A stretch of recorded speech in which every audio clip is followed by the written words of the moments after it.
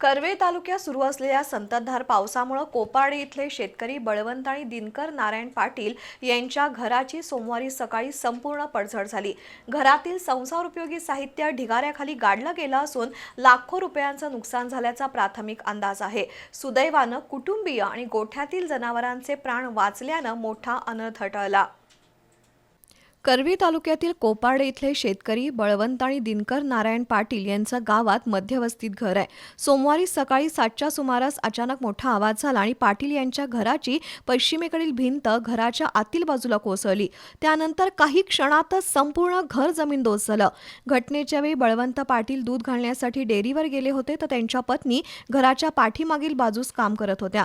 घरात त्यांची मुलगी माधुरी झोपली होती। तिच्या अंथरुणा शेजारीच अचानक भिंत कोसळल्याने दगडविटांचा मारा होऊन ती जखमी झाली, मात्र सुदैवानं तिचा जीव बचावला।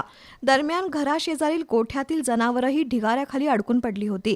घटनेची माहिती मिळताच ग्रामस्थांनी तातडीनं घटनास्थळी धाव घेत जनावरांना सुखरूप बाहेर काढलं। काही जनावरांना दुखापत झाली आहे। घर कोसळल्यानं स्वयंपाकघर, अन्नधान्याची खोली, फर्निचर, भांडी, कपडे, धान्य आणि इतर संसारोपयोगी साहित्य ढिगाऱ्याखाली गाडलं गेलं। त्यामुळे पाटील कुटुंबाचं लाखो रुपयांचं नुकसान झाल्याचा प्राथमिक अंदाज आहे।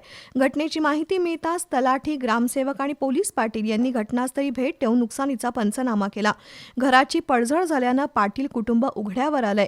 शासनानं तातडीनं आर्थिक मदत, घरकुलासाठी विशेष सहाय्य तसंच जीवनावश्यक साहित्य उपलब्ध करून द्यावं अशी मागणी ग्रामस्थांनी केली आहे।